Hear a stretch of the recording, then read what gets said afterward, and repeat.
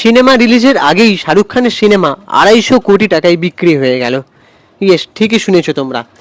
এই সিনেমাটা নিয়ে আজকে আলোচনা করব যে শাহরুখ খানের কোন সিনেমা যেটা 250 কোটি টাকায় বিক্রি হয়ে গেল রিলিজের আগেই। নাম কি কাফি হ্যাঁ, যার সম্বন্ধে একটা লাইনও লেখার প্রয়োজন নেই। এই দেশে তার সিনেমা ছাপানো সার্বভৌমত্ব। কাশ্মীর থেকে কন্যাকুমারীর হয়ে বিরাজমান বাদশাহ। হতে পারে তিনি সিনিয়র সিটিজেন, কিন্তু এভারগ্রিন। চলতি বছর 24শে ডিসেম্বর রিলিজ করবে শাহরুখ খানের action thriller king cinema. Yes, আজকে কিং সিনেমার কথাই বলছি। আমি সুপ্রিয় রয়েছি তোমাদের সঙ্গে। তোমরা প্লিজ আমাদের ইউটিউব চ্যানেলটাকে একটা সাবস্ক্রাইব করে দাও, ভিডিওটাকে একটা লাইক দাও, পুরো ভিডিওটা স্কিপ না করে তোমরা দেখো, তাহলে অনেক কিছু জানতে পারবে। সিদ্ধার্থ আনন্দের সঙ্গে পরিচালনায় শাহরুখ খানের 3 বছর পর আবারও প্রত্যাবর্তন সিনেমায়। এর আগে সিদ্ধার্থ আনন্দের সঙ্গে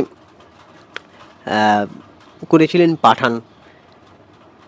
রিপোর্ট বলছে রিলিজের আগেই নাকি কিং খানের এই যে কিং ছবিটা 250 কোটি টাকার ব্যবসা করে ফেলেছে। চমকে দেওয়ার মতন আপডেট বলতে পারো।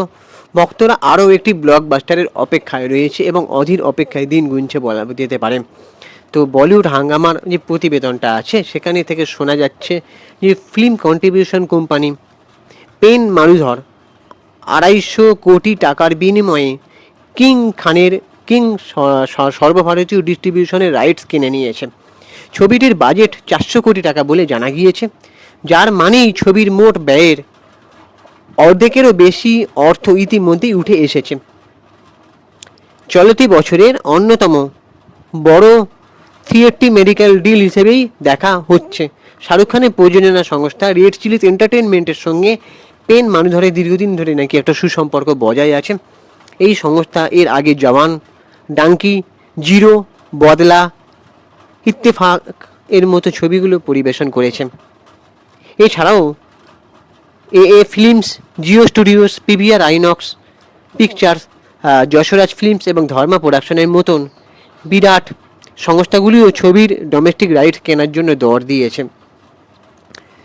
বলিউড হাঙ্গামার এক সূত্রকে উদ্ধৃত করে লিখেছে যে পেন মারুধর 250 কোটি টাকায় কিংয়ের থিয়েট্রিক্যাল ডিস্ট্রিবিউশন রাইটস কিনে নিয়েছে। এই ডিস্ট্রিবিউশনের সঙ্গে শাহরুখ খানের প্রযোজনা সংস্থা দীর্ঘদিনের একটা ব্যবসায়িক সম্পর্ক রয়েছে। তারা এর আগে জওয়ান, ডাঙ্কি, জিরো, বদলা এবং ইত্তেফাকের মতন অনেক ছবি রিলিজ করেছে। বড়দিনের আবহে কিং মুক্তি পাচ্ছে, সেই সময়ে একাধিক হলিউড সিনেমা রিলিজ করবে বলে জানা যাচ্ছে, যেমন জুমানজি, অ্যাভেঞ্জার্স, ডুমসডে এবং ডুন 3 এর মতো প্রতিযোগিতার কথা মাথায় রেখেই নাকি ছবির বড় আকারের থিয়েট্রিক্যাল রিলিজের ছবিটির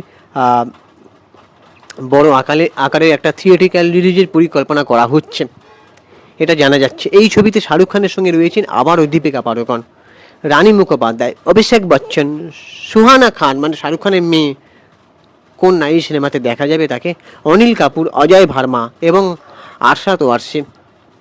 ছবির গল্পে এক গুরু এবং তার শিষ্যের যাত্রা দেখানো হবে, যারা কঠিন পরিস্থিতির মধ্যে টিকে থাকার লড়াই করবে। রিপোর্ট অনুযায়ী সিনেমায় 2 ভিন্ন টাইম লাইনে সেট করা হয়েছে। শাহরুখ খানকে একই চরিত্রের জীবনে 2টি ভিন্ন পর্যায়ে নাকি দেখা যাবে। অল্প বয়সের গল্পে তিনি মুখোমুখি হবেন রাঘব জুয়েলের, আর যিনি নেগেটিভ চরিত্রে অভিনয় করেছেন। আর বৃদ্ধ কিংকে দেখা যাবে অভিষেক বচ্চনের সঙ্গে সরাসরি সংঘর্ষে। এই ছবির মাধ্যমে বড় পর্দায় অভিষেক হচ্ছে শাহরুখ খানের কন্যা সোহানা খানের, মানে ডেবিউ হচ্ছে বলা যেতে পারে। দ্য আর্চাইস্ট দিয়ে ওটিটিতে ডেবিউ করার পর সোহানার প্রথম থিয়েট্রিক্যাল রিলিজ এবং বাবার সঙ্গে প্রথমবার একসঙ্গে স্ক্রিনে দেখা যাবে তাকে। গল্পে সুহানার চরিত্রটি অত্যন্ত নাকি গুরুত্বপূর্ণ বলেই জানা গিয়েছে। ভারতীয় সিনেমার বর্তমানে ছবি মুক্তির আগেই ওটিটি, স্যাটেলাইট এবং ডিস্ট্রিবিউশন সত্ত্ব বিক্রি করে কোটি টাকার প্রবণতা অনেক বেড়েছে।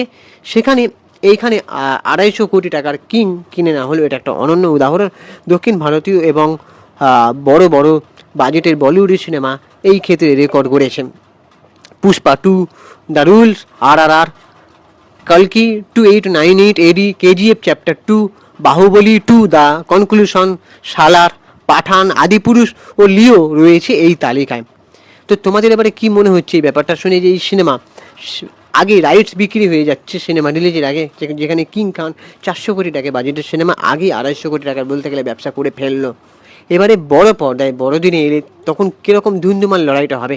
তোমাদের কি মনে হচ্ছে যে শাহরুখ খান আবারও জওয়ান পাঠানের মতন এই সিনেমাটা বিশাল আকারে হিট দিতে পারবে? এখন তো যেভাবে ধুরন্ধর নিয়ে মানে প্রশংসা হচ্ছে, ধুরন্ধর নিয়ে আলোচনা করা হচ্ছে, তোমরা দেখতে পাচ্ছ যে এই সিনেমাটা ধুরন্ধর কেউ কি বিট করতে পারবে বলে মনে হয়?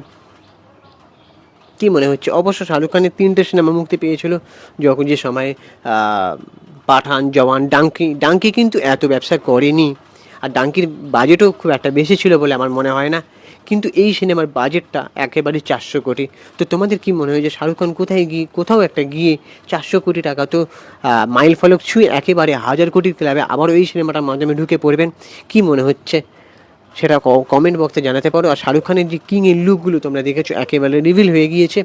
একটা ছোট্ট সংক্ষিপ্ত টিজার আনা হয়েছিল, বেশ ভালো লাগছে তার লুকটা, মানে বেশ ইমপ্রেসিভ করা হয়েছে।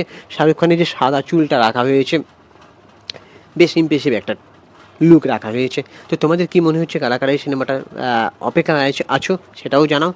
আর আমাদের ইউটিউব চ্যানেলটাকে সাবস্ক্রাইব করে দাও, ভিডিওটাকে একটা লাইক দাও। আমি ইনস্টাগ্রামে রয়েছি সুপ্রিয় পৌঁছালি সিনেমেরিয়া, অথবা চিঙ্কি বাবু 253 অন্যখানে গিয়ে ফলো করে দাও। চলো টাটা, দেখা হচ্ছে পরে ভিডিওতে।